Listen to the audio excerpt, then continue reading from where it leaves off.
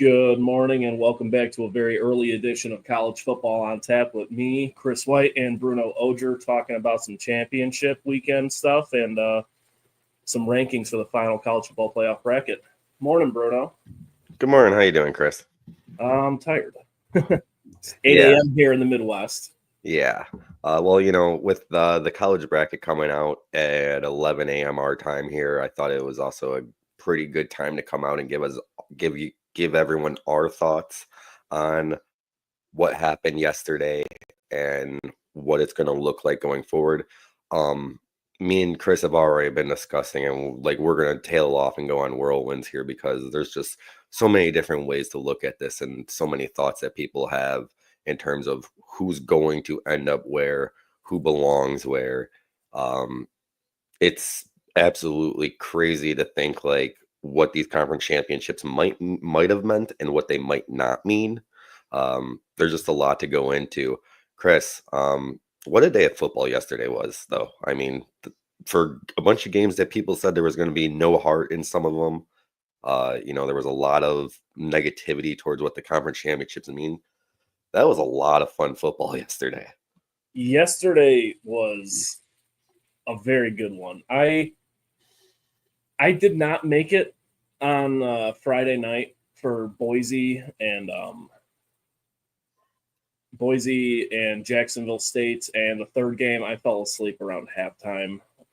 But yesterday I watched pretty much all day from 11 until, 10 o'clock, whenever it ended.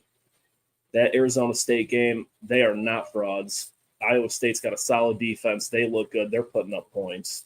Yeah. The 3 o'clock game, we got some overtime there. A lot of question marks surrounding Georgia's QB situation. And then, obviously, the Oregon game, Penn State. Who'd have thought Penn State had that in them? Not me, certainly. And the biggest heartbreaker of the day for me was the Mustangs. Yeah, we were talking about how that was a heartbreaker for me as well. But yeah, going into Penn State, our buddy Ross, he's wasn't able to do this with us today, but Ross texted us both around early fourth quarter or so, and just was like, "When did Penn State decide to be a football team? When did Drew Aller learn how to play football?" Dude, Drew Aller, all that stuff that people were talking about him at the beginning of the season, that he was a good NFL prospect and all this stuff we've been hearing about him. I'm just I haven't seen it on a football field yet. And I feel like we do get a lot of Penn State football that we watch around here, especially because they're always in that 11 a.m. slate. Yeah, they go a lot in that big noon kickoff. Yeah. And there's not a lot of great games at 11 a.m. So Penn State tends to find a way on one of the 2 or 3 TVs, depending on the day. Mm-hmm. And I just haven't seen Drew Aller just do what he did yesterday. In general, what was the one pass that I just off his back foot that he just kind of came out of nowhere and zipped in there? Yeah, you texted our group chat and you're like, "Holy shit!" I'm like, who is this guy? Who the hell is this guy? Yeah, I mean, credit to him, and I mean, definitely made me look at Penn State a little bit differently. I was a lot more impressed with Penn State yesterday than I thought I would be. I mean, I have my Oregon Ducks hoodie on because they did cover and win me quite a bit of money. I was on this all week. I kept saying Oregon's going to cover, destroy them. I'm glad I didn't do that plus 20 line though, I was thinking, because I'm oh, they're going to win by 3 touchdowns. I've never won an alt spread, no matter how confident I've been in it. Yeah, I didn't try it. I thought about it, and I'm glad that I just kept it at that -3.5. My biggest question mark from that game was, did Penn State really turn it on?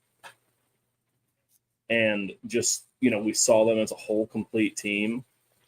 Or did their defense fall off a little bit? Because we knew that was solid. Or was Oregon a little slow? Would they have put up 70 against somebody else? I honestly... I'm not sure the number off the top of my head, but they're a top 5 scoring offense. Yeah. And I'm not saying 45 or whatever it was is a low number. Penn State is a top 10 scoring defense. Yeah. I don't know the final. It was in the 80s, though, combined. That's what I was thinking going into the game was that Oregon was going to put up a number in the 40s, like just because that's how Oregon's offense kind of just is and how they run and just Right. Regardless of the defense they're playing, we've seen no issue running just through teams. And when Penn State tends to get in these big games, we tend to see letdowns in areas that we normally don't see from them.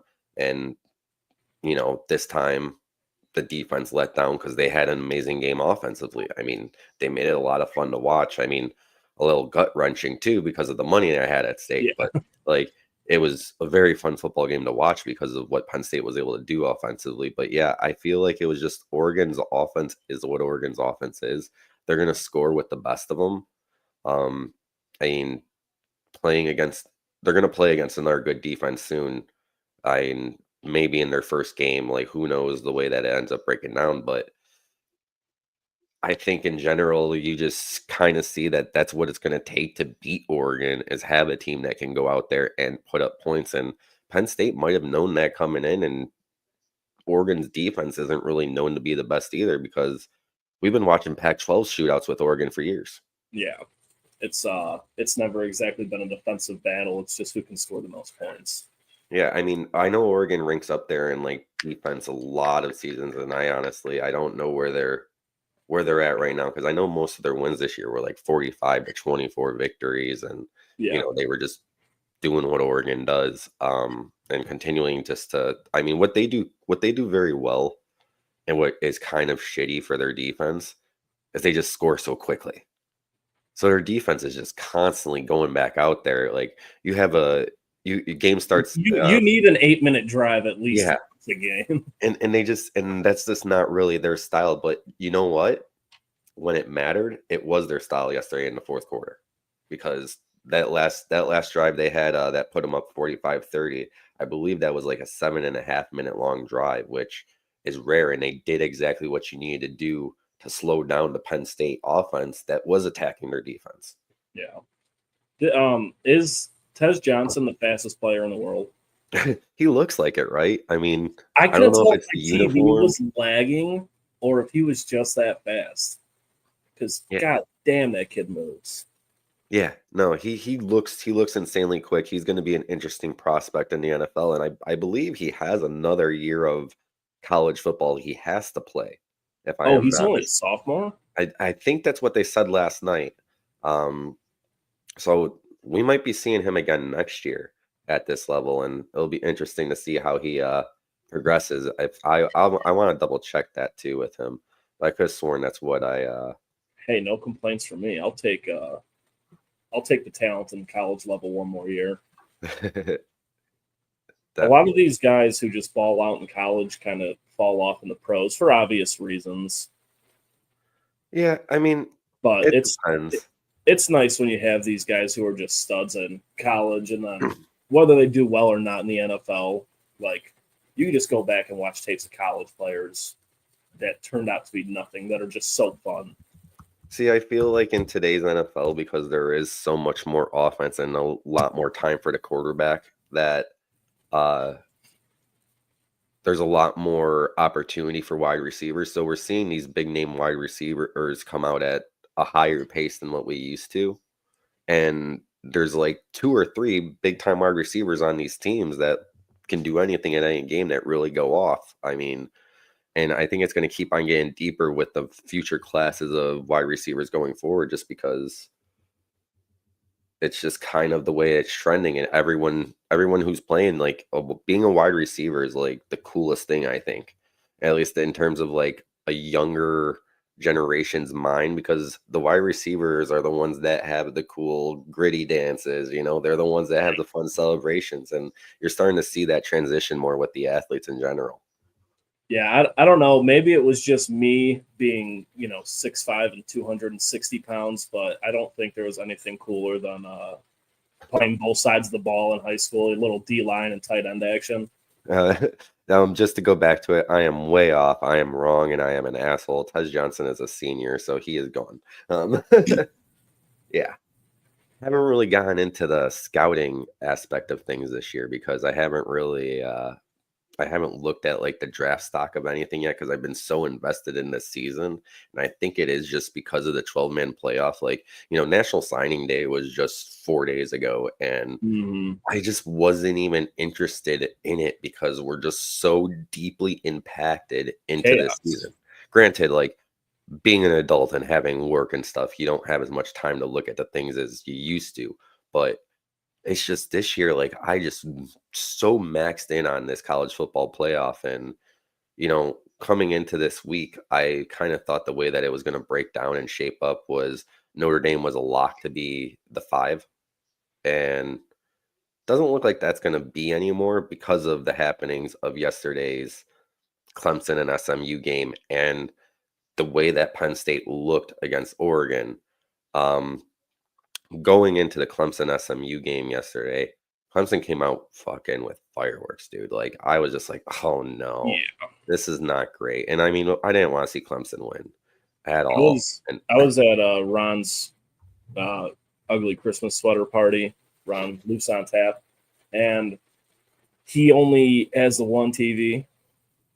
Everybody makes mistakes, but so I was phoning it for a little while, and then I turned it off. And then my wife and we left. The kids were kind of, getting overtired and cranky, and they refused to sleep. So we just took off. And I was watching the games on my way home on my phone. Bailey was driving. And I got that YouTube TV multi-view now. So I had I originally just had the Oregon game on it. And I was like, wait a second, I forgot I could do this. And I pulled up the SMU game. And I'm like, holy smokes, they're down a score and they're driving. Yeah. So, I mean, that was a fun ending, brutal ending.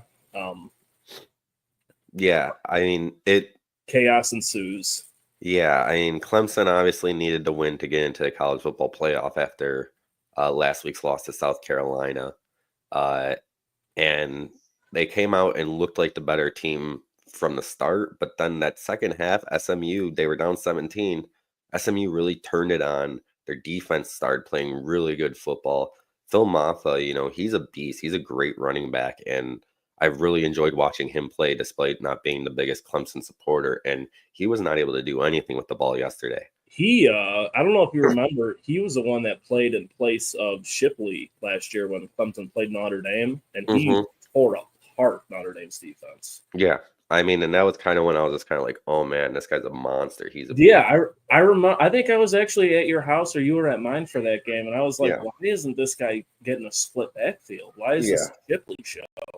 Yeah, and I mean, it's not typical for Notre Dame's defense to get torn up by the running game, and he was able to do that. And but yeah, no, yesterday he was pretty non-existent in that game, which really made a difference in terms of how SMU performed defensively in the second half, and it led to them scoring points, and they came and took the lead late in the game, making it 31-31, but then a failed coverage on special teams on the kick return got Clemson really close to field goal range, and we already talked about it earlier, like, why do you play cover 3 when you can't give them like 15 to 20 yards, and you're going to give them 15 to 20 yards? Like, you put them right into field goal range with 2 plays with 16 seconds left. Like, what are you doing? Yeah, you got to make that first tackle too. You can't let him get another 4 or 5 once he shakes you off. It was a disaster, but also I'm sure, when you're trying to tackle a guy, you're not exactly looking at the sideline trying to see where you are on the field. But nobody, including like ESPN Analytics, had him making a 56-yard field goal. Yeah, no, I didn't expect it either. I was like, okay, it's 56. We're still going to overtime. And as soon as it left his leg, it was just like, oh man. Yeah, you knew it right away. He drilled that. And I think we talked about it two weeks or so ago, that kickers now in college football, it's just like, yeah, you know what? I'm just going to go out here and kick a 55-yarder. No big deal. I mean, it's just 55 yards. Just drill it every time. And it's happening all around college football. And it's just like, how many NFL jobs really are there? Because the competition's got to be getting fierce. You know what I've seen a resurgence in is lefty kickers. I noticed I didn't even pay attention to that, really. Honestly, Jacksonville State had one on Friday. I don't know. I maybe Arizona State or Iowa State. One of those two guys had one yesterday. And like I Googled it and I was like, okay, well, there's actually a decent amount I've just never noticed. But like Morton Anderson from back in the day, he's like one of the top guys at his I position. remember him. Like he was a lefty. And I was like, man, it's just fucking awkward to watch. I wonder if there's something to it in terms of like lining up and snapping the ball if it's a lot harder on the linemen. Maybe if Q's watching the show, he could chime in and let us know if there's something with lefty kickers and like it being a different, harder setup for them on special teams just because of it. I don't know if that could be a thing, but if I tried to kick with my left foot, it would be an onside kick every time. yeah. Yeah, I'm not sure. That's interesting. That's something I would never think about until moments like now. I was just sitting on my couch in my dark basement, no lights on, just me and a TV. I'm like, that Jacksonville State kicker, why is he lining up on that side of the ball? What's he doing? You can't do that. And he just nails it. I was like, oh, Jesus. Oh, right. Yes, the left side. That's a thing. I forgot about those people. The other big game yesterday that also kind of implicates what's going to come out today at 11 was the Georgia-Texas game. And basically, Georgia was in no matter what. Texas was in no matter what. We were kind of interested to see how they were going to even come out and play in terms of the excitement level, as they were saying, like these teams weren't going to get up for these games as much just because they were both already in. But it's like, you're still playing for a conference championship and you're playing to not have to play a first round game. Yeah. Like, did people like forget this aspect of it all? With the conference championship, I feel like gets overlooked so much because everybody wants a national championship. But the fact that you get a first round bye, I mean, this isn't like March Madness where the seniors declaring for the draft sit out. Like, you have to play this game. That bye week, I mean, that's an extra week of rest, film, training, just not getting hit. Yeah, I mean, honestly, it's like another 10, 11 days of just getting the rest. And I believe it was Kirby Smart yesterday who said, like, our boys need this break. We wanted this break. We really need this break. We needed to not have to play in that first round because we are mentally exhausted. Like, and he's admitting all these things, like just being straight up real. It's a long season, and yeah, he gets it. I mean, he's been around this stuff. He's been in the SEC, going on 15 years now, not as a head coach, but in the SEC. It's hard-nosed playing football. I mean, like I said this on the show a month or two ago. I don't care how old you are, week after week after week of this shit, it drains you. You're taking these hits. You're tired. Your body's beat up. But no, that extra week of rest is huge. Yeah, absolutely. And obviously there was a lot of love there for Georgia yesterday because of what they were able to do without the starting quarterback, Carson Beck.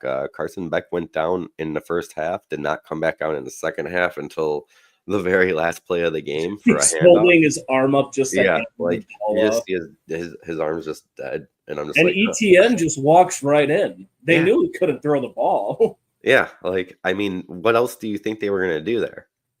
There's a reason why that Gunnar Stockton was brought into a game, and the sophomore quarterback became a hero overnight. That is an SEC love story.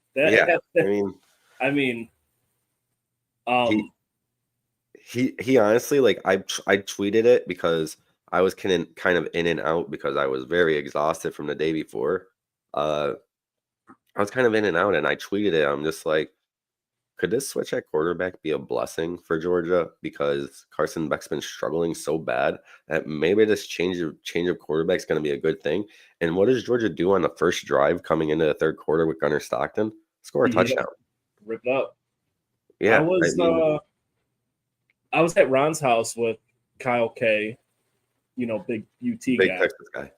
And as soon as Stockton came in the second half, he's like, "Oh, the backup's in. Texas is fucked." And you just know, You just kind of felt it was going to happen. Yep. Yeah. It's like that's a Texas guy saying that, oh no, the starter went down. Now I have to play the backup. Yeah, we're done for. Wow. So I wanted to bounce this off of you. Obviously, this is a completely different situation because Georgia is getting the bye because it's 12 teams instead of 4. Mm-hmm. But last year's Jordan Travis situation, he gets hurt. Florida State doesn't make the playoffs. What happens if Beck is out and the backup blew it yesterday and Texas wins? Yeah, this is something that I did. Does Bama get in there? I thought about this as well. It's possible. I mean, I don't think Georgia's going to release anything about Carson Beck's status until after today anyway. Yeah, he got an MRI late last night, but we're not going to get no results till at least after the show. I don't think they would want to go through the drama of putting Georgia out when well, didn't Bama beat Georgia? Yeah. Yeah. 3 losses, but I mean this is going to come back to the main thing that we're going to probably discuss when we're breaking down this whole entire bracket. It's how much do these conference championship games really freaking mean? Besides putting teams like Clemson into the situation where they get a bye week too. Clemson is probably not a top 12 team in the country. And now they not only they're not going to get the bye week. They're probably going to have to play they're going to be the 12. The Arizona State jumps into it. So yeah, but yeah, if SMU make it and Clemson both make it, they'll be 12 and 11, I think. And, interesting. Big 12, Mountain West, Big 10, and SEC will get the byes. As I have it. Yeah, that's correct. I keep on forgetting because I was so locked into this train of thought that Notre Dame was guaranteed to be the number 5, and they were going to play either UNLV if they won, or they were going to play the Big 12 winner, and then that did not happen whatsoever. Everything's all messed up. Notre Dame is in a funny situation because they can, honest to God, go from number 2 in the AP poll, which is whatever, to numbers all the way down to possibly 7 in the college football playoff ranking. Yeah, because they're not going to want to punish Penn State and Texas. If the conference championship can help you, it can also hurt you. I don't care what anybody says. And that's the problem. That's the biggest discussion here. It's one of those things where it's like, well, Notre Dame doesn't play a game, and they don't have to play a game like that, so that's their fault. A blemish on your record is a blemish on your record. You can't have both. Okay, so if Georgia loses that game, if Oregon loses that game, they're no longer winning the Big Ten championship, which means they're no longer getting the bye, which means that was a negative outcome for them. So it can hurt you. You can't change the tune for Penn State and for Texas. You have to follow a flat line. And that's what's not going to end up happening here, most likely. Because world. This is just not the way that they are going to want to go through this thought process, probably. But we don't know. We don't know what's happening in that room right now. Me and you both last night placed a bet on Alabama to make it just because they're Alabama, and they had like we got it at plus 260, but it was at like plus 300 and something. I did write that down for some notes. Bama opened at plus 350, and minutes later went all the way down to 260.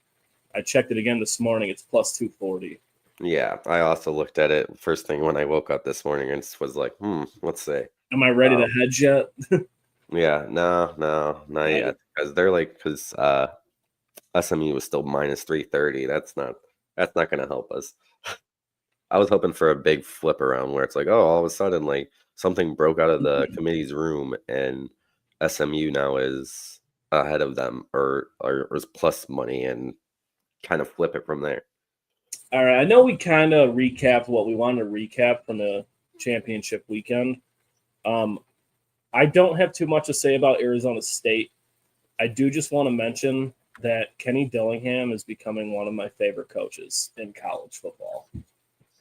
That dude's fire and intensity and the way he deals with his players. I mean, that Arizona State team it's clearly a family. They're out there having fun. There's no toxicity. It's just Kenny Dillingham. He's got like Dan Campbell balls.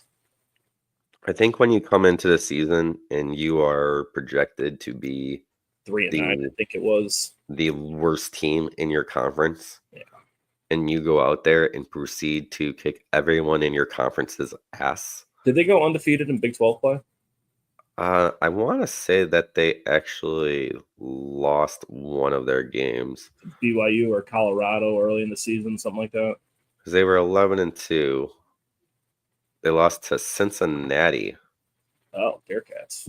And Texas Tech. Oh, wow. Okay. So they were 7-2 in conference play. Yeah, they actually lost. Texas Tech was their conference opener, and then they beat Kansas. Then they beat Utah, and then they lost to Cincinnati, which was their second conference loss. Like Cincinnati went 3-6, and Texas Tech went 6-3 in conference. Gotcha. But yeah, I mean they turned it on when they had to. Yeah, that was a fun game to watch until it wasn't. The first 3 drives apiece, they were really battling it out in Arizona State. I went to bed. I went back to bed because I was so tired. I was just like, nap time, yeah. It's like that game and the MAC title game were 21+ point games. I'm like, all right, I'm going to bed. Like, but yeah, I did see how Arizona State was reacting on the sidelines. I saw Scadaboo's family like at least 15 times yesterday because they kept on showing that there's his family every single time that he ran the football. Just kind of the same thing with Gunnar Stockton when he came in the game. We saw his family over and over again. They must have went to Carson Beck's mom and Stockton's mom 10 different times. Yeah. I mean, it was kind of nonstop. But yeah, Arizona State, I mean, they went out there and handled things. I didn't think Iowa State was that good of a football team. At least in terms of what Iowa State does every year is kind of be in this little state of limbo category where they're just right there, but they're not good enough. Good defense, good running back, but don't have the rest of the pieces to fill together. Yeah, I mean, David Montgomery went there, I believe. So Brock Purdy, I think, is alum. Yeah, Brock Purdy. So I mean, they've had players, but yeah, it's going to be interesting to see what they have to do when they do play against different competition. I mean, they went out there and handled business against Kansas State, BYU, Iowa State, Utah. Anybody who's been ranked, they beat. But the competition level that they're going to have to go up against now is going to be a lot more different for them. So it's going to be interesting to see how it all ends up playing down for them. Yeah. Regardless of the outcome, awesome. Just really cool. Yeah. And 3-9 projection to this. They earned themselves a first-round bye unless for some reason they think that Clemson should jump. They give Clemson a fucking first-round bye. Don't fire me up, Bruno. It's too early. Don't fire me up. All right. So all right, let's get into this. We're about 30 minutes in, and we can finally break down this bracket before they drop in about 2.5 hours. Hold on, I've got one more bombshell for you that's kind of just been itching at the back of my brain. Here we go. The Dr. Pepper football throwing halftime challenge. Chest pass or overhead pass? Chest pass. Yes. Okay. Thank you. Somebody's got to tell these kids about the chest pass. Yeah. I was watching a lot of them, and everybody was chest passing for the most part. Except there was one person who won that was throwing it like sideways like that. Like what is going on here? Different styles. You got to practice. You got to do what works, I guess. That's a big ass hole. I mean, my toxic trait is I think I would make all of them, when in reality I'd probably lose. But I'd be sitting there dropping back like run around in the backfield for 15 seconds. Yeah, that would definitely be what I would be doing. So hit one of the uprights on the field goal post. Okay, all right, let's get into All right, so I think that we're both going to be in the same spot in terms of like who should be number 12, and that's Clemson. Obviously, they won the game against SMU yesterday, but they almost blew it. If SMU didn't come out, SMU might have had a little bit more of that. They haven't had that big game, and Clemson is battle tested in big games like that. Yeah. So maybe there was a little bit of nerves coming in, and that's why they struggled so badly in the first half. They were making mistakes, making turnovers. They weren't doing what they have been doing for the last couple of weeks, and then they ended up I getting it together in the second half. I do have SMU in the 12. I have what I believe yours to be flipped. Just they don't have the resume. I guess neither does Clemson, but they have head to head. I think that they're just going to have a hard time doing it because the game was so close, and Clemson did lose 3 football games where SMU only lost 2. And SMU's other loss was to the BYU team that came out of the season red hot. Yeah. So they were just in that mix. I think the final score was like 18-15, and it was like week 4 or something. But their only losses are this conference championship game. And Clemson was ranked, 17th coming into this, and SMU was ranked 8th. Yeah. I still kind of give the edge to SMU because I think if you play them again head-to-head, we have a different outcome, and I think we were seeing that in the second half of that game. Yeah, definitely. I mean, SMU doesn't get that slow start they had, and the roles were reversed. I think SMU wins that game by a couple scores. So you are going to have SMU in your 11 then? Yeah, I think SMU as an 11. Now, and remember to circle this because we got to come back to it a little bit later on when we get a little bit up in front of the board when it gets to this Notre Dame, Texas, Penn State mix. But after SMU, I think right now everyone has Indiana in this kind of 10 seed spot slotted in there. It's either Indiana or Tennessee. Each time that I'm not like into Tennessee, they come out and impress me. But Indiana has just sat there and they've beaten everyone up. So are you telling me that a 2-loss Tennessee team in the SEC, who's had to play better opponents, is better than Indiana at 11-1? My thought process is with it, I would kind of lean back and put Tennessee into that 10 spot and move Indiana up to that 9 spot, knowing that Indiana's only loss was to Ohio State.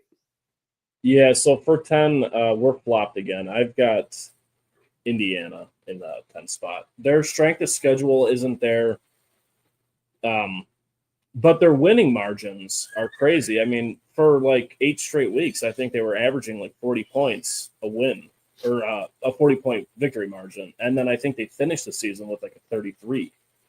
Yeah. So regardless of strength of schedule, they're going out there and they're kicking teeth in.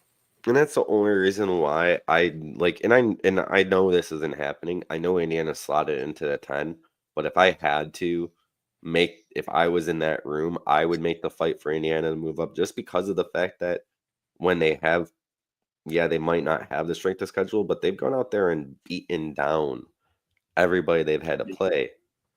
And then there's weeks where you sit there and you watch Tennessee and you're like, who are you? Like, they lost to Arkansas.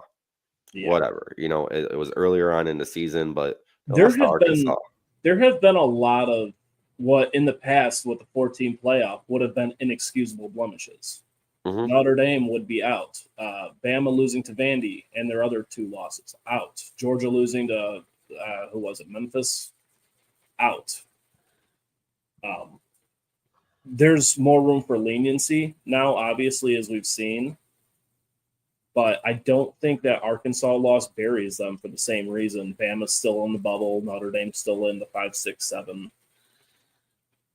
And I mean, and that's also just relative to like, would this be the same way if there wasn't the rankings that are? Like, honestly, if Georgia won yesterday, Notre Dame stays ahead of Georgia. Texas? Georgia? Georgia did win. No, well, that's that. Like with Georgia winning yesterday, Notre Dame Yeah. stays ahead of Georgia. Like if they didn't get that bye, Notre Dame would be ahead of Penn State because they wouldn't sit there and think of it the way that they're thinking of it. I don't think possibly. My problem with Tennessee is I kind of view them as the Penn State of the SEC, where I kind of tend to write them off a little too early. And then around this time of the year, I'll go on Bleacher Report and I'll look back at their wins and who did what when. I'll look at their how the quarterback played and whatnot, and I'll be like, damn, maybe I have been writing them off a little too quickly. Yeah, I mean, But then now we're sitting here discussing Indiana and Tennessee. So was it wrong to kind of write them off that quick? Are we really debating if they should be over this team who had like the ranked 70th to 80th toughness schedule? I think when I look at it, because of Tennessee's losses being to Arkansas and the other one being to Georgia, and then you just look at how they played against everybody else, they really just played a lot of close football games that were competitive. They didn't sit there and blow anybody away in any situation. Like you could only play who you play against, but like you're literally talking one or two plays going the opposite direction, and Tennessee's a 4-loss football team. Yeah. Like you never at any point thought Indiana was going to have 2 losses because they never let anybody be close to them. And that's kind of like the thought process with it is like Tennessee played a lot of games where it's just like, oh, Tennessee's on TV and the game's close. I think for me, when right after their bye week, when they went into when they faced Nebraska at home and just beat the brakes off of them around week 8 is when everybody was really in on them. And then they beat Michigan State, Washington, Michigan, whatever, lose to Ohio State pretty handily, 3 scores, and then just clean Purdue's clocks. But like, you've got some really quality wins. I mean, Western Illinois, who cares? But it was 77-3, 52-14, 56-7. I mean, like they're out there putting up the points. I don't like Tennessee, but I just don't see a way, and that makes sense in my mind, where Indiana gets 9 over them. So I've got Indiana staying in the 10, Tennessee going to 9. Yeah, I feel like that's probably what's going to happen. I'm just putting it in terms of the way that I would have looked at it myself. Yeah, if you were sitting around that table. Yeah. If I was, East Carolina would be in the 12. Okay. 6 and 7, East Carolina. I'm feeling really good about number 8 being Ohio State. I think Ohio State in the 8 is a lock. Yeah. They lost to Michigan. The big game. It's a rivalry game. They still get the field advantage, which the committee's going to want to push for. If that's their blemish on their record, and their other loss was to Oregon, which they're undefeated. They just won the Big Ten championship. You can't say anything more about it. Oregon is very, very, very far away on the spectrum from Northern Illinois or Arkansas or Memphis. Yeah. With that, here we go with the 5, 6, and 7, which are pretty much the only debatable ones that we have, because Clemson won the ACC. They're probably going to be the 12. They might be the 11. Like, I don't think that you might not be off there. Then we have the Mountain West champions in Boise State. We have Arizona State. Arizona State's probably going to be the 4 with a bye. Boise State will be the 3 with a bye. This is the craziest thing you ever freaking heard. Chaos. Number 2 will be Georgia with a bye. Yep. With 2 losses. Number 1 will be Oregon, who's undefeated and belongs to be number 1. The other 3 teams there are Notre Dame, Penn State, Texas. Penn State, Texas both played in conference championship games yesterday, which we have highlighted. Notre Dame, obviously, historically, has never had a conference. They won the independence again. As per usual, As per usual. especially now that the powerhouses of Navy and Army are out of it, even though Notre Dame handled both those teams. It's a little bit easier now in independence. But got to watch out for UMass. Those guys are sneaky. No conference championship game for Notre Dame. And with that being said, Notre Dame last week was number 6. Right now, if you look at the most projections from any analyst who's out there, because of the way yesterday shaped up, they have Notre Dame coming at number 7. As you can see by my looks of it, I think Notre Dame should be number 5. Mine would be Notre Dame 5, Texas 6, Penn State 7. I've got Notre Dame 5, Penn State 6, Texas 7, just because Penn State's losses were to Oregon and Ohio State. See, and also you have to take into account here, we are still punishing. Like, Penn State lost to Ohio State, and Ohio State we're putting at 8. Everyone's putting Ohio State at 8 because Penn State played in a conference championship game. SMU is getting punished, and they may be punished in terms of getting locked out all the way. This is what I want to come back to. They may be getting punished in terms of being knocked out all the way. I don't think that's going to happen. I hope they're biased to get Alabama in. When it's been said over and over again by so many different anchors and beat reporters and writers that the conference championship game cannot hurt you, which is the biggest bunch of bullshit in the world. Yeah, I agree. If SMU is being removed from being the 8th ranked team in the nation to now being the 11 or 12 seed in this tournament, or however you want to do it, like, that should also be something that is taken into account when you think about Penn State losing to Oregon yesterday and Texas losing to Georgia and a backup quarterback. Yeah. Penn State losing in close fashion was the worst thing that could happen for Notre Dame. See, and if that wants to be taken into effect, and if Northern Illinois still wants to be the main thing that they put Notre Dame at 7 for, it is what it is. I'm not going to be happy about it. But I just think that you have to look at Penn State in general. When they get into these big games, they fail. Most people, based off of looking at what Notre Dame has done before this conference championship game, most people would have ranked Notre Dame ahead of Penn State. James Franklin is 1-12 or something like that in these type of games. They showed yesterday that he can't beat Michigan he's historically awful. Or Ohio State. Like, on one hand, he's had like 4 or 5 or 6 10-win seasons. In those past 4 or 5, 6 years, he can't beat Ohio State and Michigan. What do those things have in common? They're top 5 teams for the past 4 or 5, 6 years, up until this year with Michigan. And I don't know if he played Michigan this year, but it doesn't matter because now he went to the other big dog in the Big Ten, Oregon, and lost to them. Yeah. It's history repeats itself. Maybe Franklin's a problem. Maybe he's not. Maybe it's Aller. Maybe he's not. Yesterday was the day where Penn State played a great offensive football game. We've highlighted it. They played great. And it's the one time their defense did not show up. Granted, it was Oregon. They're good. That's what their offense does. It's hard to play someone who plays that quickly, can change paces on you, can wear you down, and score at pretty much any point with all the speed they have. It's tough to play that kind of football. But your team wasn't able to adjust. Your team wasn't able to make the stops when it mattered most. They made 2 big stops in that game, but it wasn't enough to get them to win. And then Aller threw the interception at the end of the game when it really mattered most. Outside of that, he played a great football game, though, I thought.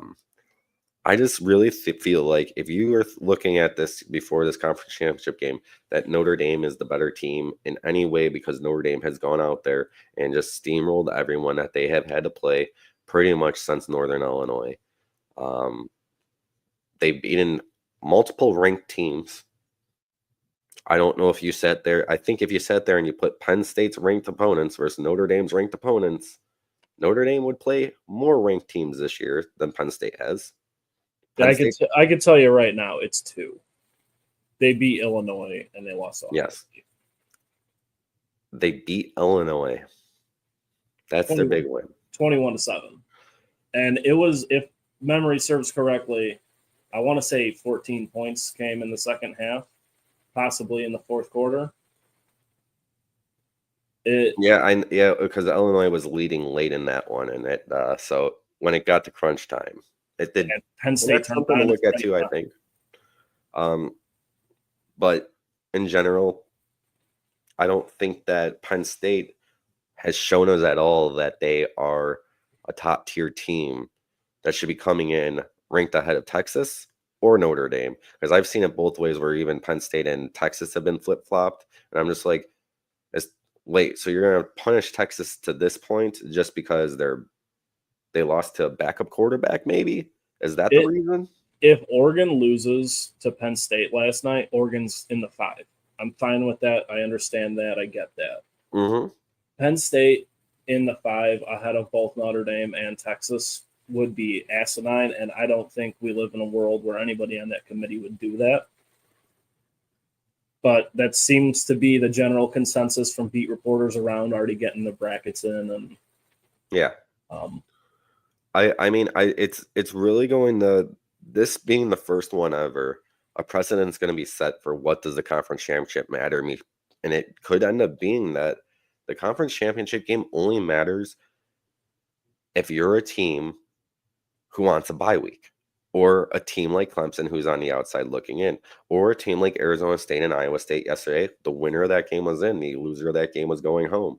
Boise State, UNLV, winner of that game was in, loser of that game was going home. Or they were playing a bowl, they were playing the Belk Bowl, whatever. Did you ever look at the committee? Who's on the committee?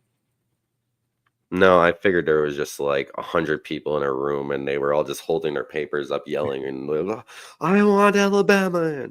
My buddy Jason, who tunes into the show sometimes, a guy I work with, he was asking me about it. I don't know, a month ago, 2 months ago, and I looked into it because I was curious. I'd never really thought about it before. I just assumed it was a bunch of people in ties. It is made up of a list of a 28-year head coach back from the 70s and 80s. I don't have any names. I didn't write them down. The athletic director for Navy, a man who spent 40 years coaching. Ohio and Wake Forest were his big ones. The athletic director of Michigan, Randall McDaniel, who you may remember. How's that fair? It's just out there, man. Randall McDaniel, I don't know if you remember him. Another head coach who's in the College Football Hall of Fame, Baylor's VP and athletic director, a 48-year coach, Miami's athletic director, Will Shields, another former player, 14-year accredited college football writer for USA Today, who went to Rutgers and Columbia, the athletic directors for Virginia and Arkansas. That is who the playoff committee is comprised of. That's who makes these decisions. So what? That was 14 people you named? 1, 2, 3, 6, 9, 12, 13. 13. So what? If it comes down to 7 to 6, that's where we go. There's just not a crazy amount of bias on this list. I mean, the U, sure, but they're gone now. Michigan, not this year. Baylor, no. Virginia, no. Arkansas, maybe. If you're an athletic director for any conference, you're still going to sit there. Baylor's going to fight for the Big 12 teams. But there's nothing interesting in the Big 12. We know there's nothing for them to say. We know they're sitting in the 3 spot. They have no beef with the 5, 6, and 7. I'm just saying in general for future years of possibilities, it would be a thing. Yeah, and I don't know what kind of vetting they do or what kind of process they do to pick these people. I don't know if it changes every year. I don't know if it's like being a Supreme Court judge where it changes when someone retires. I have no idea. But, it probably changes every year. I mean, I don't know, but yeah, that's. But I mean, yeah, it's like 3 coaches, 3 former players, a beat writer, some athletic directors, a VP.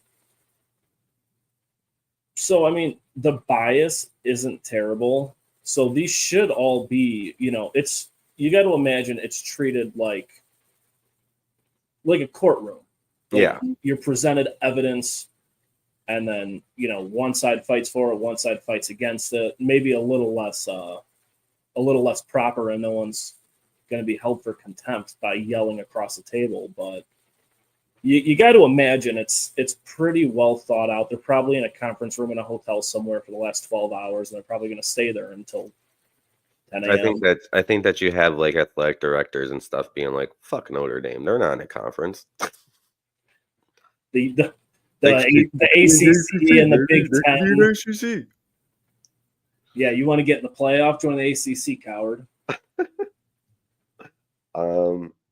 Yeah, I mean, that's interesting. I honestly don't know what the thought process is supposed to be like in there. And if I was looking at these games, I think the conference championship should matter. And in terms of the whole round thing. The fact that them not mattering even surfaced is ridiculous. It's a win or a loss. You can't say a win helps you and a loss doesn't hurt you. You can't have it both ways. But I don't know. It's going to be interesting. I've got Texas sitting at the lowest points, which, talking about it, they should probably be flipped with Penn State and then Notre Dame at the 5. Whether any of what I said today is going to happen, probably not. I mean, when you look at it, there's one undefeated team, and then there's 3 teams with 1 loss, and then everybody else has 2. And every year throughout the history of college football, you have sat there and seen that those early season losses tend to disappear and not matter until it's Northern Illinois.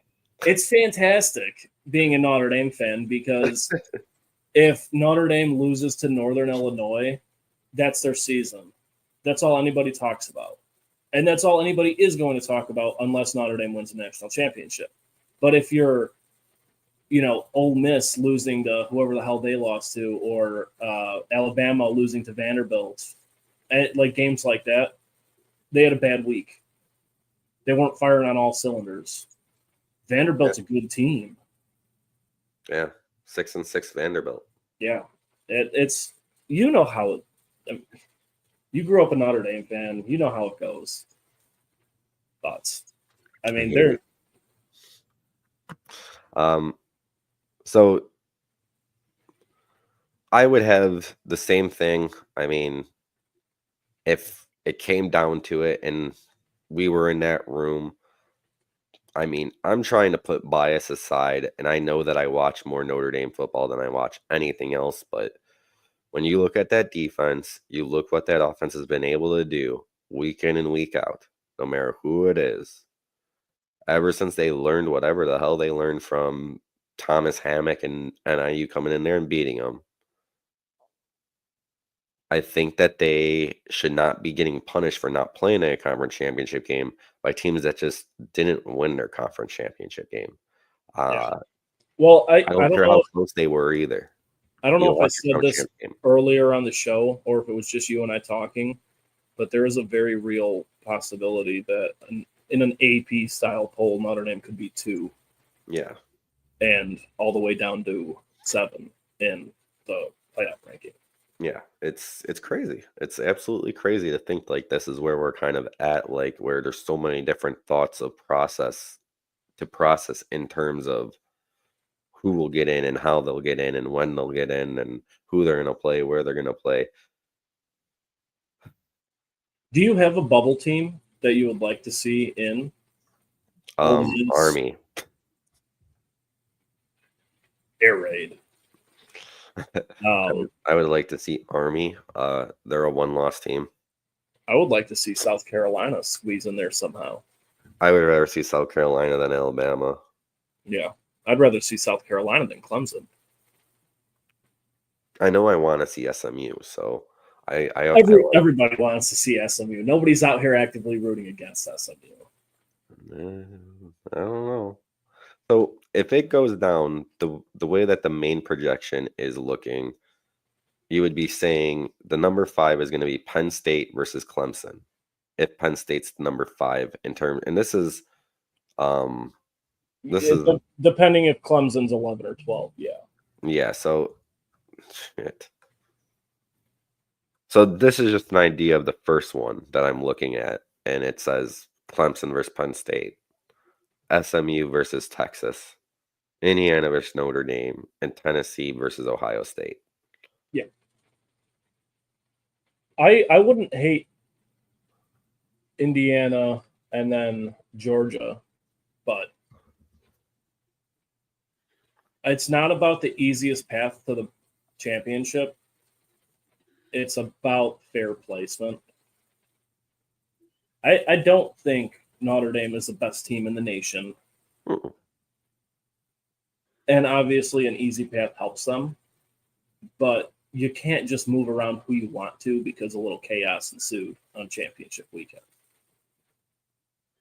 I mean, we saw some unprecedented, never happened before, likely will never happen again with the expanded playoffs. What happened last year with Florida State getting knocked out as an undefeated team.